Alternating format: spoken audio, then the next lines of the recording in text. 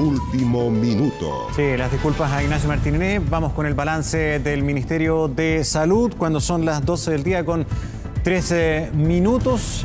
Ahí está la señal oficial entonces del Gobierno de Chile. Y en la imagen el subsecretario de Redes Asistenciales.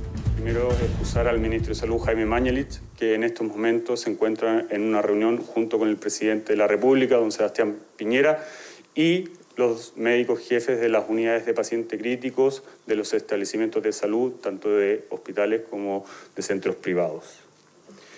Quisiera comenzar esta cuenta diaria de nuestro reporte de coronavirus comentando el trabajo que hemos realizado últimamente en favor de las residencias sanitarias. Nosotros comenzamos con las residencias sanitarias desde los últimos días de marzo, pero gracias al impulso que le ha dado el presidente Sebastián Piñera en cuanto a aumentar notoriamente la capacidad de residencias sanitarias ya a más de 12.000 cupos, es que los últimos días hemos también aumentado fuertemente la cantidad de personas que han utilizado estas residencias. Y esto ha sido gracias al trabajo colaborativo con los alcaldes. Nosotros le hemos traspasado funciones de aislamiento, de trazabilidad a la atención primaria, a los consultorios. Esos consultorios están bajo la administración de los alcaldes. ¿Y quién mejor que ellos, que saben dónde están los vecinos más vulnerables? ¿En qué condiciones viven los vecinos más vulnerables? ¿Quiénes son los vecinos que más necesitan de un aislamiento efectivo para poder cumplir una cuarentena de forma efectiva y no contagiar a quienes más quieren? Esos son los alcaldes.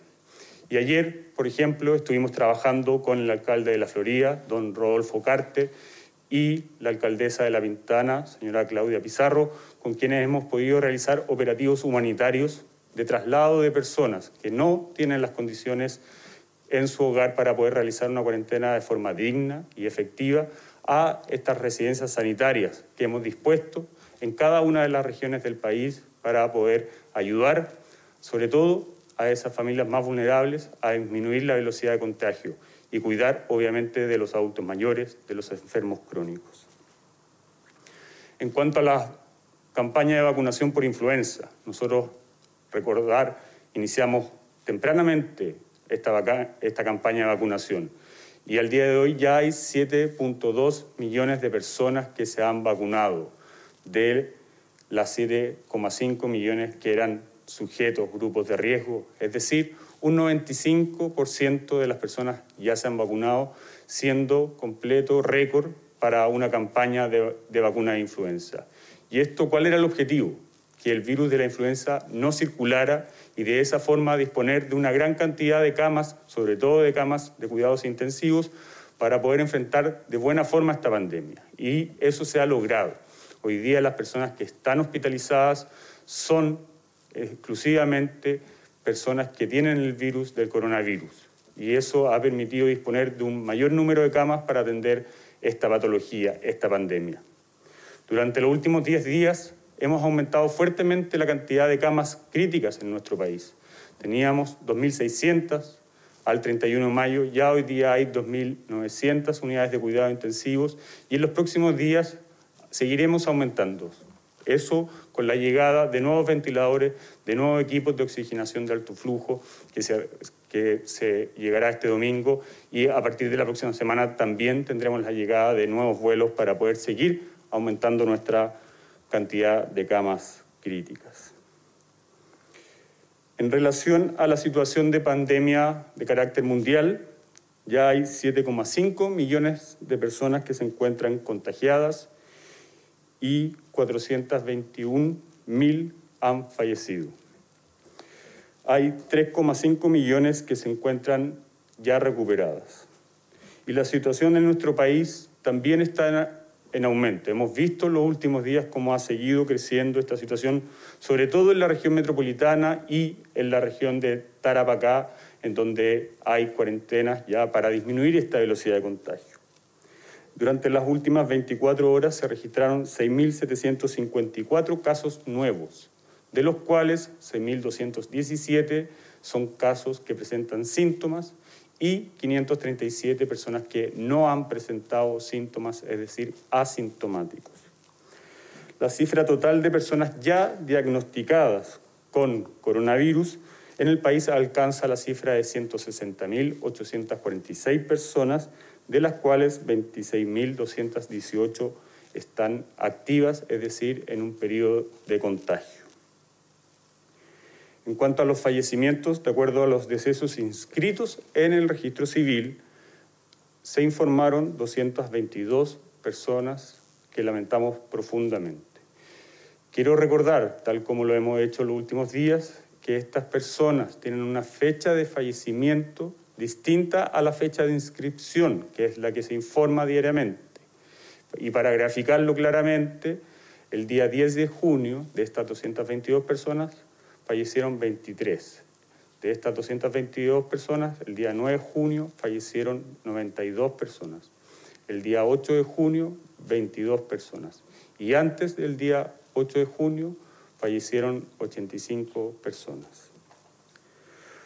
En cuanto a nuestra red integrada de COVID-19, que incluye todos los hospitales y clínicas y prestadores de las Fuerzas Armadas y Carabineros, hoy se encuentran 1.647 personas hospitalizadas en las unidades de cuidados intensivos, de las cuales 1.391 están con apoyo de ventilación mecánica y 372 de estas se encuentran en estado crítico.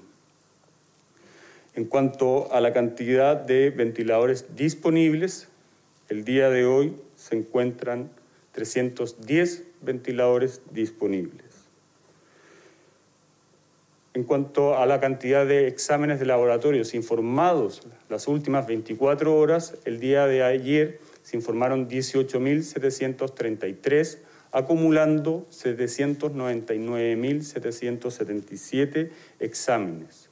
Para poder graficar la cantidad de exámenes que estamos realizando gracias al aumento que hemos realizado de los laboratorios, a ya más de 80 laboratorios distribuidos en todas las regiones del país, es que si uno se compara con países como Alemania, que han aumentado fuertemente su capacidad de testeo, podemos graficarlo que estamos a un nivel similar a ellos. Ellos en una semana realizaron 400.000 exámenes en su semana más alta de su contagio y nosotros estamos realizando en una semana aproximadamente 140.000 exámenes. Si uno eso lo pondera por la cantidad de habitantes, que ellos son 4 veces más que los habitantes que hay en nuestro país, podemos decir que estamos en un nivel de los exámenes realizados por Alemania. En cuanto a la cantidad de exámenes totales, son 799.776.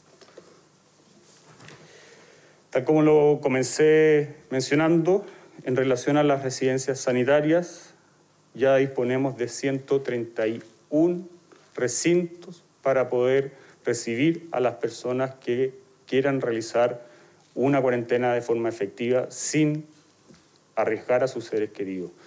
Y esto significa que hay más de 12.000 cupos disponibles para poder recibirlos en cualquier región del país. Eso es todo en cuanto al reporte diario. Voy a ceder la palabra al ministro de Ciencias, don Andrés Kub.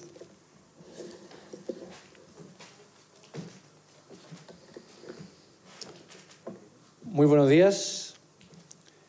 En quizás los momentos más difíciles que atravesamos de esta epidemia, es importante recordar que es a través de la unidad y de la colaboración que encontraremos la salida.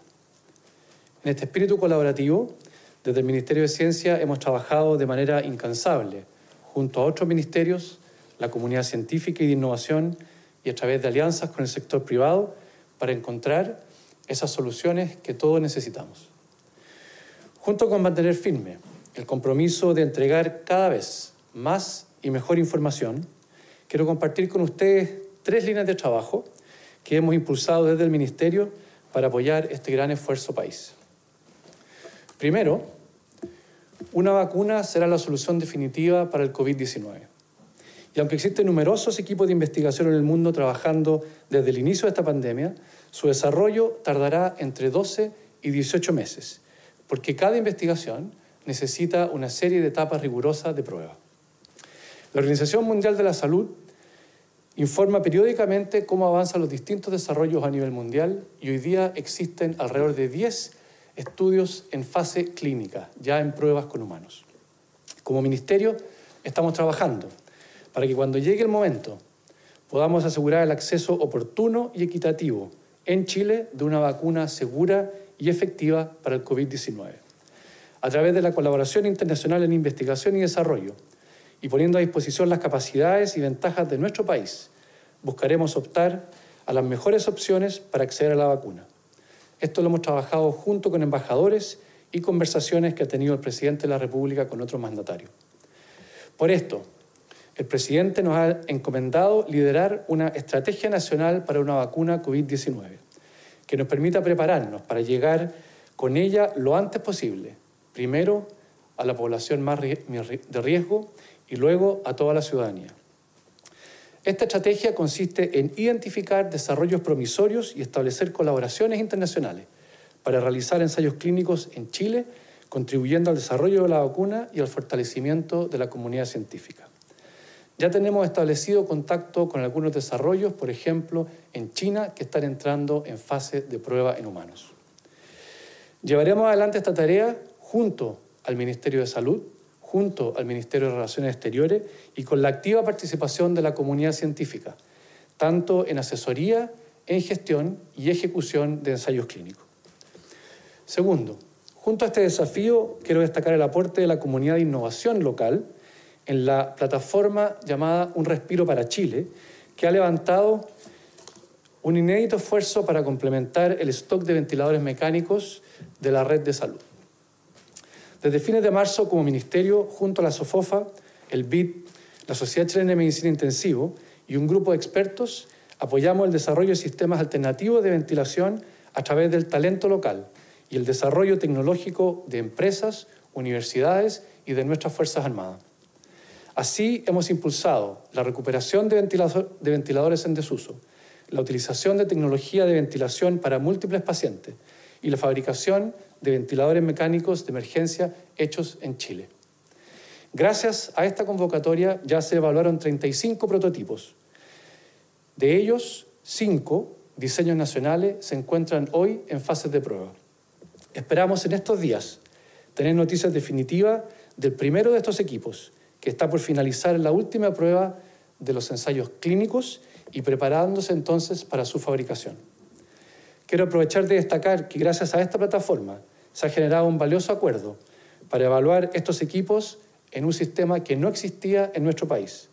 En este protocolo colaboraron distintas instituciones como la Sociedad Chilena de Medicina Intensiva, la Sociedad de Anestesiología, la Sociedad Chilena de Medicina Urgencia, el Laboratorio CERTEMED de la Universidad del Paraíso, el Hospital Clínico de la Universidad Católica y el Hospital Clínico de la Universidad de Chile. Por último, quiero compartir con ustedes los avances de la red de laboratorios universitarios para COVID-19, que anunciamos hace 3 meses en este mismo espacio y que lidera la subsecretaria Torrealba junto a las Ceremis y a las comunidades de investigación de las universidades, centros de investigación y sociedades científicas de Chile.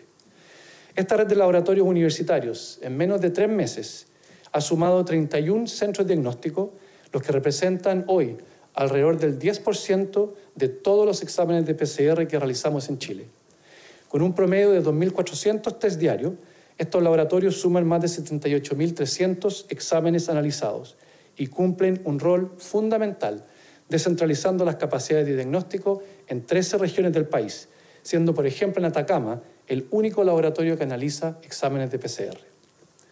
Quiero aprovechar de agradecer el enorme esfuerzo y la generosa colaboración de las universidades y de todos los que han apoyado a esta red, que ha permitido fortalecer la capacidad de diagnóstico del país, contribuyendo no solo a esta pandemia, sino también dejando capacidades instaladas para una epidemia similar en el futuro.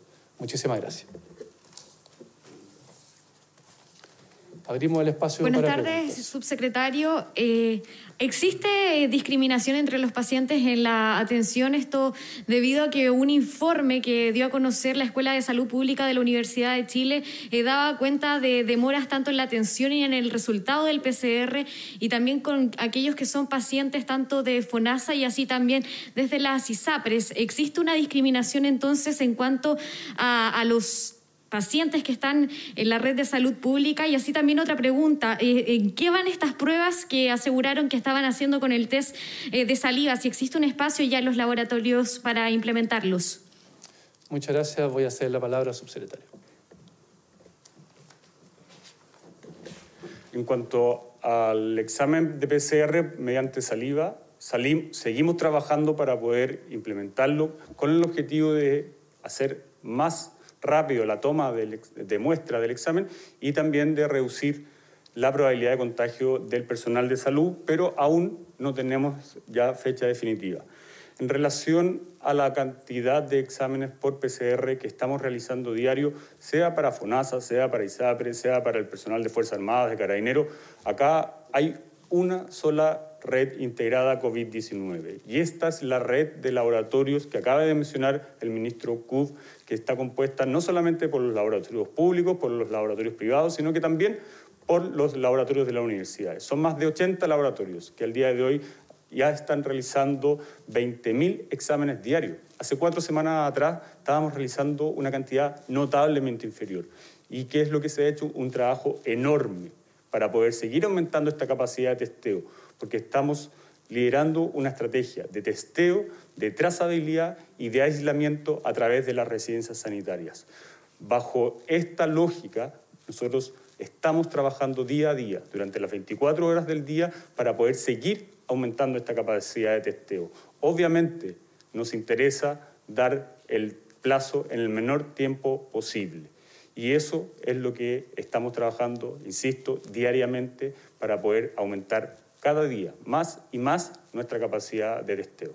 Pero más allá de este trabajo que ustedes están realizando, ¿ustedes han evidenciado esta discriminación para los pacientes que son de FONASA, los que son de ISAPRE? ¿Existen críticas respecto a esto? ¿Va a haber alguna fiscalización para dar cuenta de esto?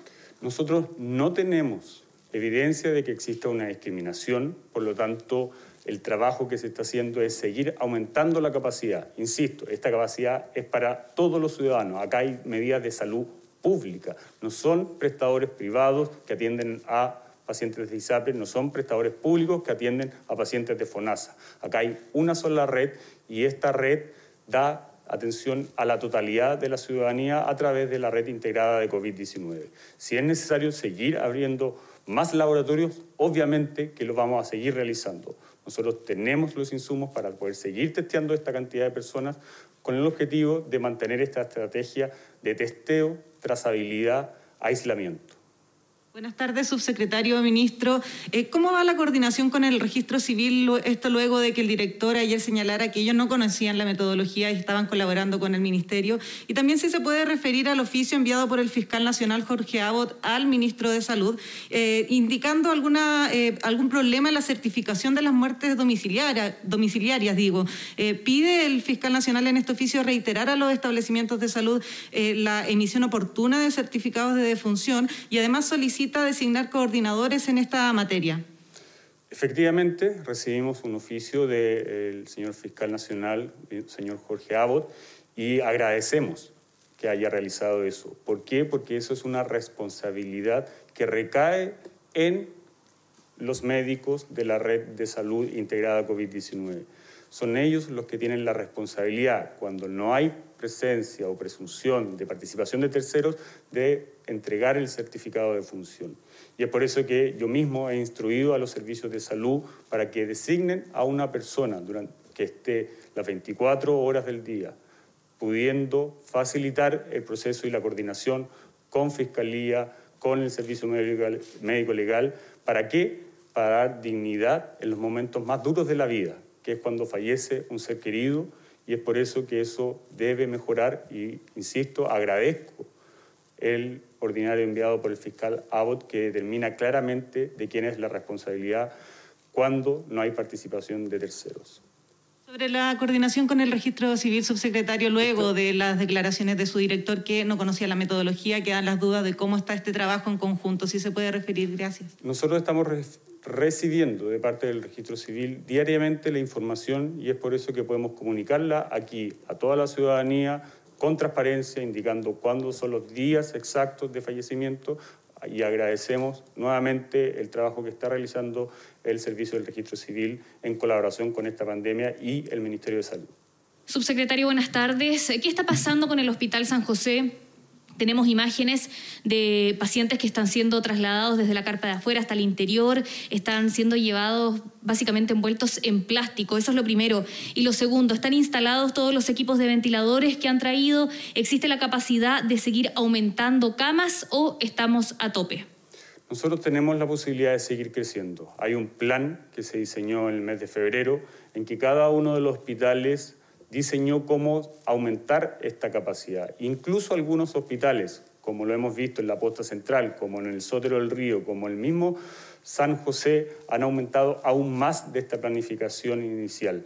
Y obviamente desde el Ministerio de Salud tenemos comprometidas ya compras que están llegando semanalmente y es por eso que lo acabo de mencionar. El día domingo vamos a recibir 100 ventiladores más 200 equipos de oxigenación de alto flujo y esto se va a ir repitiendo en los próximos días. Nosotros tenemos la capacidad, sobre todo en regiones, de seguir creciendo en camas de unidades de cuidado intensivo, es decir, camas con ventilación mecánica o con algún equipo de ventilación de acuerdo a la necesidad del paciente y al cuidado que requiere cada uno de ellos.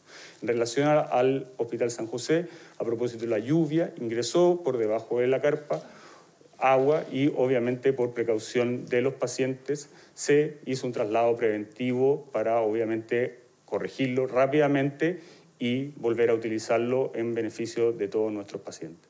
Y son esas las condiciones que merecen los pacientes. Y lo segundo, le pregunto por el tope de camas porque Luis Castillo dijo en una entrevista hoy en la mañana que estamos llegando a un límite del cruce entre abrir camas y dejarlo a manos inexpertas, que pueden ser complicado y peligroso. Entonces, lo que usted dice que todavía podemos seguir creciendo contradice lo que dice Luis Castillo, que trabaja justamente en la coordinación de camas, por lo menos en el sector privado. Faltarían recursos humanos, subsecretario, a pesar de las capacitaciones. Nosotros, tal como usted lo menciona, realizamos capacitaciones a más de 40.000 personas en conjunto con la Sociedad Chilena de Medicina Intensiva. Estas se realizaron a partir del mes de marzo desde el Hospital Digital, es decir, teniendo conectividad para todo el que quisiera. Todos los funcionarios de salud que trabajan en las unidades de paciente crítico, en los servicios de urgencia, en los servicios de medicina, incluso en personal que trabaja en la atención primaria de los servicios de urgencia, pudo conectarse, es decir, más de 40.000 personas. Adicionalmente, nosotros sabíamos que al requerir ampliar más camas, íbamos a necesitar un mayor número de personas. Y es por eso que a la fecha ya se han contratado más de 11.000 personas con el objetivo de entregar lo más importante en la atención al cuidado de los pacientes, que son el personal necesario, es decir, técnicos de enfermería, kinesiólogos, enfermeras, médicos, auxiliares. Acá nosotros hemos hecho un trabajo diario, todos los días, y no solamente de ministros, subsecretarios, de gobierno. Acá hay un trabajo de más de 360.000 personas que están en los consultorios, que están en los hospitales, y esas personas de verdad están sudando para poder entregar esta atención que requeremos en tiempos de pandemia. Nosotros necesitamos que nos ayuden, que se sumen a este trabajo, porque esta batalla tenemos que ganarla todos juntos. No necesitamos que personas se pongan a criticar lo que realizamos sin críticas constructivas que aporten a poder enfrentar de buena forma esta pandemia. Subsecretario, ¿puede dar detalles de cómo ha avanzado el trabajo de la atención primaria respecto a la trazabilidad? ¿Se derivaron ya los recursos, los vehículos, los elementos de protección? ¿Tienen cifras respecto a ese trabajo que puedan dar a conocer? Este trabajo, tal como lo mencionamos anteriormente, se viene desarrollando hace ya bastantes semanas. Este trabajo que ha hecho la atención primaria a través de sus trabajadores en cuanto a saber dónde están cada uno de los contagiados, insisto, se venía realizando hace varias semanas. ¿Qué es lo que se ha provocado ahora último de acuerdo al cambio de funciones que nosotros por resolución emitimos? Es que le permitimos a la atención primaria no solamente realizar un trabajo de visita domiciliaria, que lo estábamos ya realizando desde el mes de marzo, de hospitalización domiciliaria, que insisto, ya hay más de 1.000 personas que están en hospitalización domiciliaria, en la apertura de los servicios de urgencia de atención primaria, es decir, los SAPU, los SAR, por 24 horas a aquellos establecimientos que no lo habían hecho. Todo ese trabajo, que agradezco profundamente a los alcaldes, ya se venía realizando. Ahora, en cuanto al traspaso de funciones de la autoridad sanitaria, de la Seremi, hacia los equipos de atención primaria, es un trabajo que está avanzando día a día. Y el mejor ejemplo de eso es la cantidad de personas que los alcaldes han trasladado a través de operativos humanitarios a las residencias sanitarias. Ese es el resultado de un buen ejercicio de trazabilidad.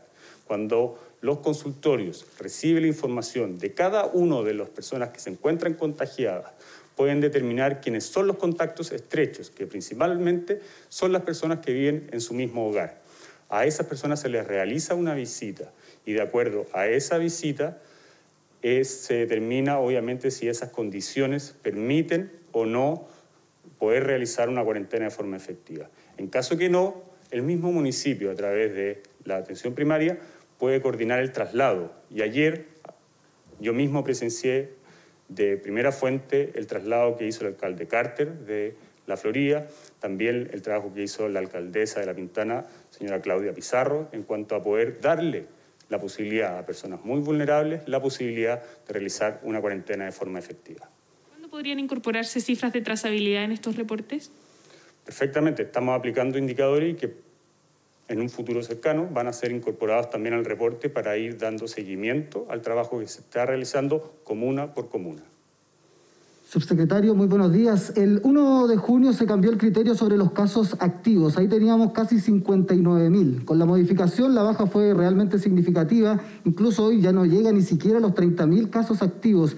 Hay gente que incluso dando positivo nunca va a ser considerada como contagiante debido a los retrasos que existen en la entrega de resultados de los test PCR. Algunos investigadores plantean que incluso esta cifra podría ser el triple de lo que se está informando. Entonces, lo primero es saber cuál es la estimación que ustedes hacen real respecto de los casos activos. Y además usted hoy en la mañana dijo que los cambios había que buscar o ver bien cuál era lo que perseguían. ¿Qué es lo que se perseguía precisamente con este cambio de casos activos? ¿No cree que esto puede, además de confundir a la ciudadanía, también dar una falsa seguridad ante la posibilidad de adquirir el virus? Y en esa línea, el ministro Kub, justo en el día que conocimos las peores cifras, ¿no es algo también distractor hablar de la vacuna?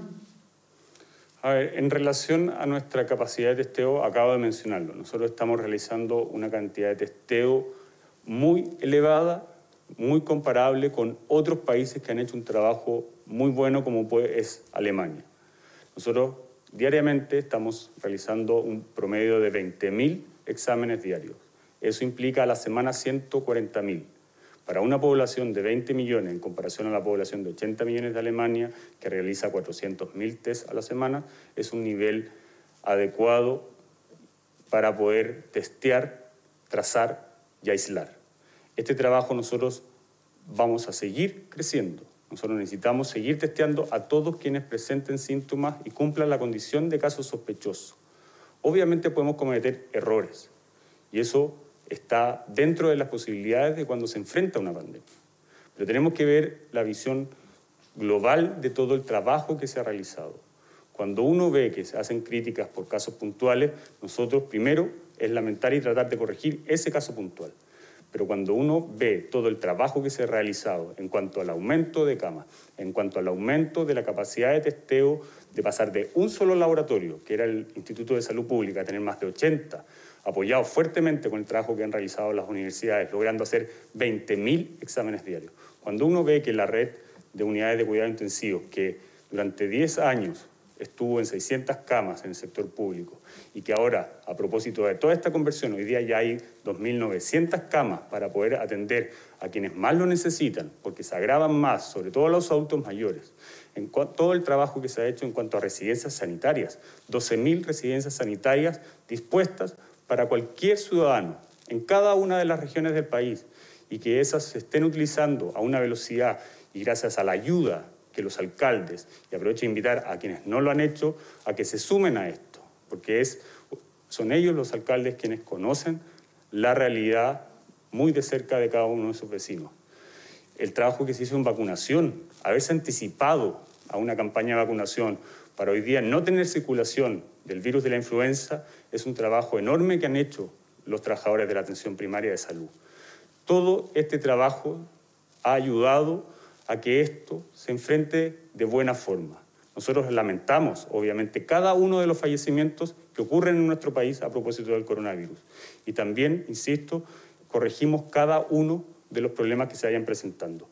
Pero esto hay que tener conciencia, es una situación de estado de catástrofe. Podemos cometer errores, podemos ir corrigiendo día a día, pero lo que no va a dejar de pasar es que vamos a trabajar durante las 24 horas del día, durante los 7 días de la semana, para poder seguir haciendo un buen trabajo de cara a la ciudadanía. Pero yo le estaba preguntando por los casos activos. Por ejemplo, ¿cuál es la estimación real que hacen ustedes de cuántas personas hoy están contagiando? Les recuerdo, el 1 de junio teníamos casi 59.000. Entonces, si es que ustedes hacen alguna estimación y si eso concuerda, por ejemplo, con lo que han planteado distintos investigadores de que esa cifra podría ser del triple. Y reitero también la pregunta al ministro Cook, si es que puede ser precipitado hablar hoy de una vacuna. En cuanto al cambio de metodología de casos activos por fecha de inicio de síntomas, ya se explicó. Existe una metodología que es la que se ocupa en el informe de epidemiología en base a la fecha del inicio de síntomas. Después del inicio de síntomas puede transcurrir varios días a que la persona consulte por el médico. Una vez que consulta en el médico, la persona es definida como caso sospechoso. Al ser definida como caso sospechoso, se le debe realizar el examen de PCR o, si es contacto estrecho, se define como caso probable. Habiendo hecho esa definición, después se entrega el resultado del examen. Hoy día, insisto, tenemos una capacidad de 20.000 exámenes y eso sigue aumentando todos los días. Una vez que se entrega el resultado del examen, obviamente ahí hay un plazo que transcurre entre la entrega del examen y la fecha de inicio de síntomas. Obviamente nosotros las cifras las miramos detenidamente y hay cifras que sirven para un objetivo, que es informar diariamente a la ciudadanía de forma clara y transparente todos los días acerca de lo que va sucediendo. Y hay otro informe que es de epidemiología que tiene otro objetivo. Acá no se trata de confundir y es por eso que se toman decisiones distintas con la información de acuerdo a cómo ésta se procesa y se entrega. En cuanto a la última pregunta, cedo la palabra al ministro de Ciencias, Andrés Cook. Creo que justamente lo contrario, no es una decisión precipitada, todo lo contrario, es una decisión de preparación.